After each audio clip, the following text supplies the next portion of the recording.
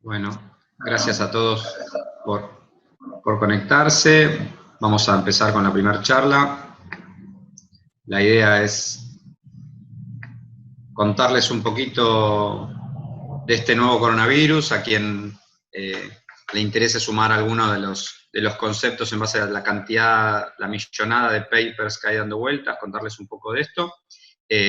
Algunos datos puntuales y principalmente actualizar datos epidemiológicos mundiales y nacionales y ver cómo adaptarlos. Siempre, dado que somos parte de la Sociedad Argentina de Terapia Intensiva, recordar que COVID-19 es otra causa más de neumonía grave de la comunidad, pero no la única, que no nos obnubile el coronavirus, que estemos atentos a que no se nos pase un neumococo, una influenza por delante, ni que hablar de estas otras entidades que están ahí, teniendo en cuenta además que neumococo e influenza tienen vacuna disponible y que las personas que tienen indicación de vacunarse y que tienen riesgo de formas graves por neumococo o por influenza es la misma población que tiene factores de riesgo para COVID-19. Estos coronavirus se conocen hace muchos años, hace más de 60 años. Este nuevo es el séptimo que da infecciones en el ser humano. Los 4 primeros daban infecciones leves, resfrío común, y los 3 últimos, que son el SARS, el MERS y este nuevo SARS-CoV-2, así es como se llama el virus, la enfermedad se llama COVID-19, son los que dan formas severas, principalmente a nivel pulmonar.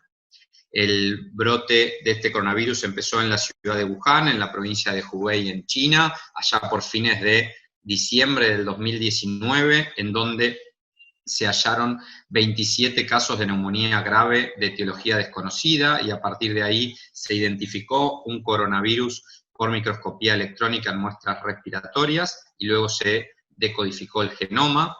Se cree que este virus, como bien ustedes han escuchado, se origina de alguna mutación dentro de los murciélagos, ya que los murciélagos, para los virus que necesitan un mamífero como hospedero, tener en cuenta que los murciélagos son el 25% de los mamíferos del planeta. Esta es una explicación por qué muchos de estos coronavirus se originan de esta especie. Y luego ha necesitado algún huésped intermediario, que podría ser alguna serpiente, la civeta china, que es ese mamífero pequeño que ven ahí, o el pangolín, que es ese similar a la mulita. Todavía no está bien claro, es importante identificarlo a modo investigación para entender los orígenes y poder abarcar mejor las terapéuticas luego. Los hitos del brote de COVID-19 los enumero acá, que se investigó que el primer paciente inició sus síntomas ya en el 8 de diciembre, o sea, en realidad a principios de diciembre ya había pacientes con COVID-19, las 27 neumonías que les comenté, identificadas a fines de diciembre, el aislamiento del nuevo coronavirus ya con decodificación del genoma completo, el primer caso en Sudamérica a fines de febrero, en Argentina el 3 de marzo, se declaró pandemia el 11 de marzo y ya desde el 12 tenemos contagios locales en nuestro país. Al día de hoy vemos estos gráficos y estos números que son los que no nos gustan. Hoy más de 1.300.000 infectados y más de 74.000 fallecidos, y sigue todavía el mundo mostrándonos una curva exponencial, una curva muy vertical, que es lo que no nos gusta ver para ninguna pandemia, que la tasa de nuevos casos sea tan veloz. A modo de casos diarios, tengan en cuenta ahí hasta el anteúltimo punto, de casos diarios sigue en incremento, con el último día con más de 100.000 casos diagnosticados en el mundo, también números que asombran, y tengan en cuenta para esto que es un virus de alta contagiosidad, y que todos somos susceptibles, obviamente, no hay vacuna para este coronavirus, no estamos expuestos, no tenemos anticuerpos de ningún momento, con lo cual todos somos susceptibles. A pesar de esto, seguir remarcando que su letalidad, como bien vamos a hablar, no es muy elevada. Esta gráfica la dejo por el caso Italia, que es un país que nos ha preocupado en todo este tiempo, con un incremento masivo de casos ya con más de 130.000, pero si empiezan a ver las dos curvas, la primera ya no es tan exponencial, empieza a aplanarse, muy lento, pero empieza a aplanarse, y los casos diarios también, ¿sí? Llegando a tener más de 6.000 casos diarios, hoy está alrededor de 4.000 casos diarios. ¿Es genial? No, no es genial, pero no deja de ser positivo que al menos esto no sea en un aumento permanente. el mapa que todos conocen, en donde esto empezó en el sudeste asiático y el brote se modificó luego a un epicentro en Europa, principalmente lo que es Italia y España, como dijimos recién, y hoy el país problema son los Estados Unidos, más de 300.000 casos en Estados Unidos, muchas muertes, la verdad que una situación compleja en este país en el que se empezó a testear gratuitamente en forma tardía, ¿sí? Luego del primer mes de los primeros casos se empezó a hacer el test en forma gratuita para la población. Y quizás lo que nos preocupe sea que seamos, perdón la repetición, el próximo nodo de contagios masivos de este virus, ya que en Sudamérica somos todos susceptibles.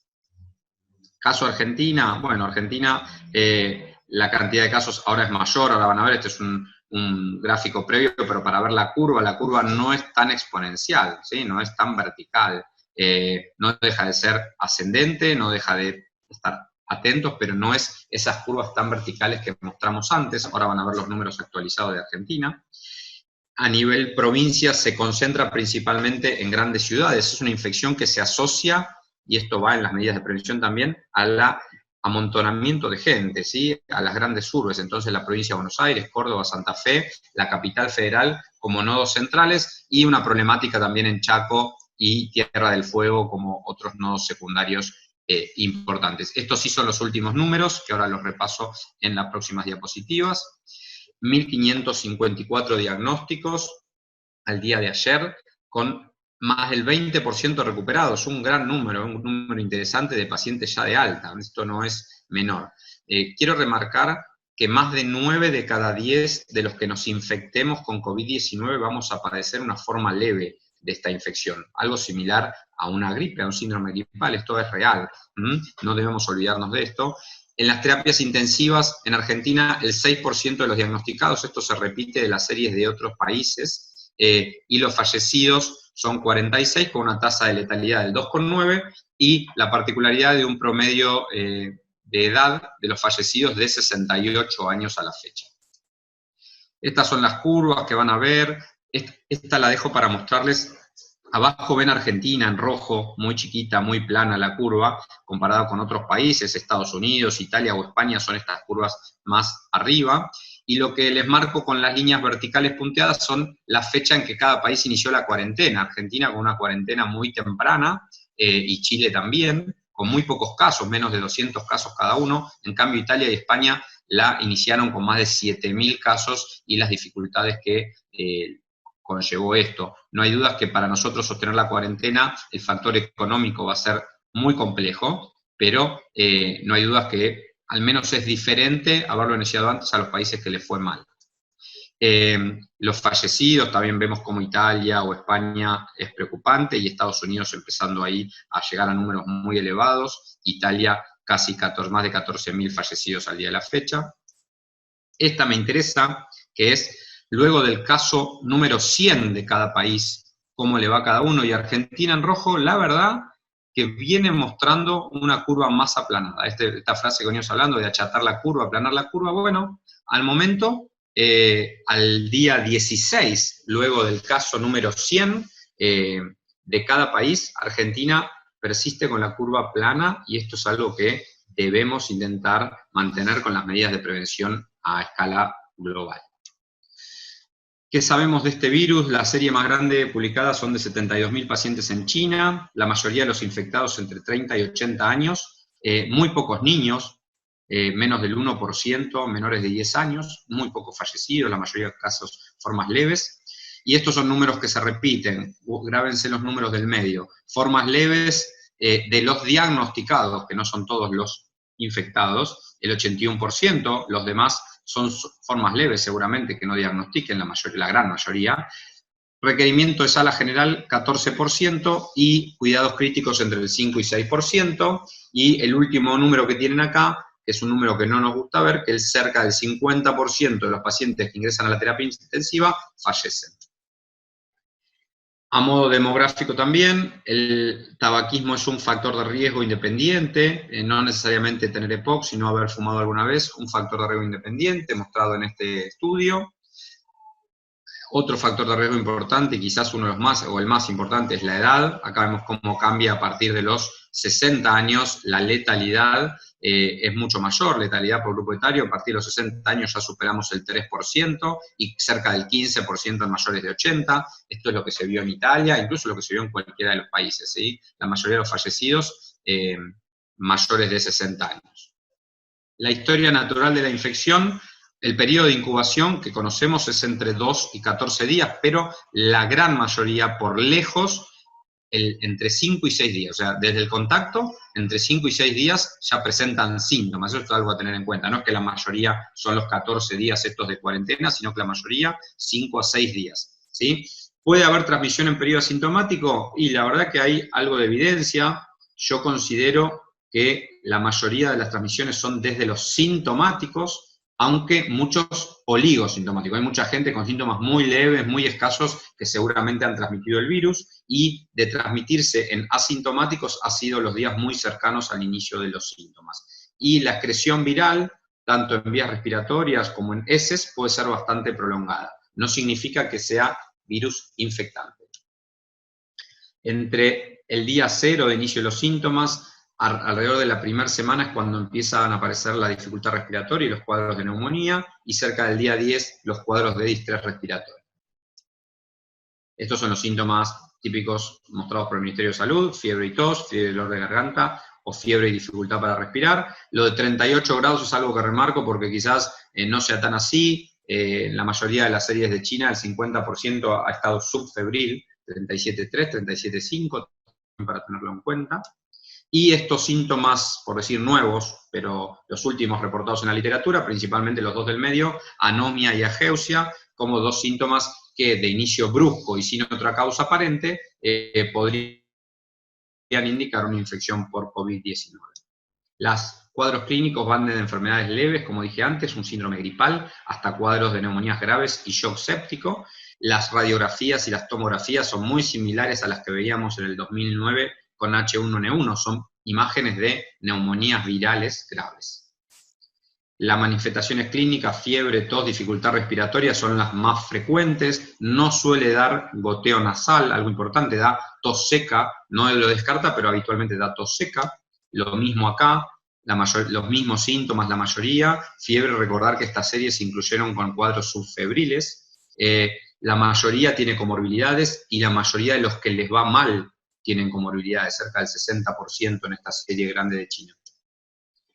Estos son 24 pacientes solo de terapia intensiva, una serie interesante de Seattle, donde datos que yo remarco acá es el Body Mass Index promedio de 33 de estos pacientes, con una edad media de 64 años y muchas comorbilidades, con una gran incidencia de diabetes. Y la media de duración de los síntomas antes de ingresar a terapia intensiva es de 7 más menos 4.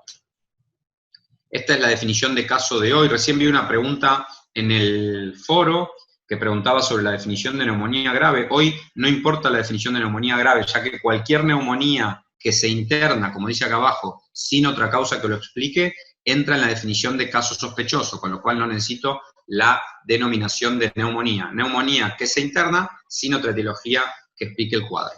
Esto lo tiene en la página del Ministerio. Los factores de riesgo asociados más frecuentes, la edad, ya la dijimos, el tabaquismo, el EPOC, muy importante, enfermedad coronaria, diabetes e hipertensión. La radiografía, mostramos antes algunas, acá tiene una tomografía típica, el vidrio esmerilado bilateral, aunque también puede ser unilateral, y la condensación no lo excluye. De laboratorio, los datos asociados a mal pronóstico, al margen de los laboratorios generales y los scores habituales de una terapia intensiva, son la linfopenia, la relación baja de linfocitos neutrófilos menor a 3.1, 3.3, el dímero D elevado, las troponinas elevadas, LDH alta y PCR alta. Como complicaciones, el distrés se presentó en esta serie en el 17% de los pacientes, y es la principal complicación y lo que tenemos que esperar. No suele dar shock séptico per se el COVID, sí cuando se asocia a sobreinfecciones bacterianas, aunque también lo puede dar, pero no es lo frecuente es el distrés por lejos. Nuevamente, el 6% de los diagnosticados suele requerir terapia intensiva o tener una mala evolución, ese es el número que se repite en las series. Respecto a tratamiento, a modo corto, primero identificar el caso, luego estratificar el riesgo, podemos usar los scores que usamos en neumonía, como el CUR, pero tener en cuenta también la saturación y comorbilidades. Luego haremos un tratamiento de soporte, que es lo más importante para COVID, al margen de todo lo que anda dando vuelta de fármacos, que ahora lo vamos a mencionar. El tratamiento de soporte con oxigenoterapia y eventual terapia intensiva y ARM es fundamental para estos pacientes. Trataremos con antibióticos pensando en una neumonía grave, al menos hasta descartar ese diagnóstico, y luego nos plantearemos algún tratamiento antiviral dirigido. Todos estos pasos con las medidas de bioseguridad que corresponden. El soporte temprano, voy a remarcar dos de estos cuadros que son manejo conservador de líquidos, ¿sí? Sobrecargar a los pacientes van a favorecer su distrés, con lo cual hay que evitarlo. No administrar corticoides sistémicos, al menos en el inicio de los cuadros. Puedo evaluarlo en la fase fibrótica del distrés, pero no de inicio. Son dos conductas frecuentes de guardia que hay que evitar. No recomendamos la ventilación no invasiva ya que genera aerosoles, puede ser una discusión mayor el uso de cánula de alto flujo, sí considerar la intubación precoz ante pacientes con hipoxemias que no resuelven con máscara reservorio o con cánulas nasales a bajo flujo. Intubación por personal experimentado y con el máximo equipo de protección. Esto lo tienen en la página del Ministerio, también la página de la SATI para bajar estas diapositivas son las recomendaciones de la sociedad y que usó también el Ministerio. Cuando ventilemos un distrés, es la ventilación típica de un distrés, ventilación protectora, bajos volúmenes siempre que podamos. Hay algo de evidencia que si necesitamos mayor mililitros kilo de volumen corriente se pueden utilizar, pero siempre lo menos que podamos para evitar altas presiones. Secreciones, aspiraciones, secreciones con sistema cerrado, balance, como dijimos, ser escueto con los líquidos, no sobrecargar a los pacientes y evitar reclutar, y el prono ha sido muy eficaz, principalmente con más de 12 horas del mismo. El shock, que no es lo más frecuente de esta diapositiva, es el manejo de un shock habitual, pero remarco lo que está abajo de todo. No se sugiere sobrecargar a los pacientes, sino vamos a favorecer su distrés. Hay que ser cuidadosos con esto. Sin duda podemos usar las pruebas dinámicas para evaluar si necesita o no fluidos, pero no lo sobrecarguemos sin estas pruebas. Tratamiento farmacológico, antivirales. Primero, remarcar que todo es dentro del uso compasivo, todo es off-label, ya que no hay ninguna droga aprobada para tratar COVID-19, pero las drogas que han demostrado cierta eficacia en estudios de mala calidad, baja evidencia para recomendarlas, son el lopinavir-ritonavir, que es un antirretroviral, la hidroxicloroquina o cloroquina, ¿sí? O la ivermectina últimamente, son de las drogas más que han demostrado algo de eficacia en estudios de baja calidad, y el remdesivir, que es una droga nueva. También se puede usar plasma de convaleciente o anticuerpos monoclonales, no usar corticoides en un inicio, pero sí quizás plantearlos en la etapa fibrótica. Y este es el algoritmo simplificado de tratamiento, en donde vamos a evaluar el sostén en la terapia intensiva, con ventilación protectiva y no sobrecargar de líquidos, el tratamiento antimicrobiano más el tratamiento antiviral específico, como mencionamos recién, y sin duda antes de esto tomar la muestra para diagnóstico. Prevención corto y concreto. El distanciamiento físico es la mejor medida de prevención de infectarse por COVID-19. Hay que lavarse frecuentemente las manos y principalmente antes de llevárselas a la cara. El jabón es suficiente, el alcohol en gel es suficiente. Desinfectar la superficie frecuentemente. Una mención es sobre el barbijo en la población, esto que está dando vueltas todos estos días, que incluso algunas provincias de Argentina lo han instaurado como una norma. La realidad es que como medida única no es eficaz, puede ser una medida agregada a otras. Más eficaz es el distanciamiento físico, pero si no puedo, en alguna situación no lo puedo asegurar, el distanciamiento físico podría ser eficaz, principalmente de alguien que tenga síntomas, evitar que contagie, esto está claro, más que prevenir el contagio por usar barbijos, y lo que sí hay que hacer es que si me voy a poner un barbijo en la población general, en la calle, por favor, tocarme lo menos posible la cara, ya que uno suele tocárselo para acomodarse el barbijo, y eso sí es una fuente de contagio. Y otra cosa, lo que dice abajo, por favor, informarse y comunicar al quien le toque cada rol desde fuentes confiables. Aplanar la curva es fundamental para que el sistema de salud pueda abordar todos los casos de la mejor manera, y para esto debemos mantenernos en nuestras casas mientras siga la cuarentena y colaborar con no generar contagios masivos en nuestra población, ya que podemos saturar al sistema de salud. Muchísimas gracias.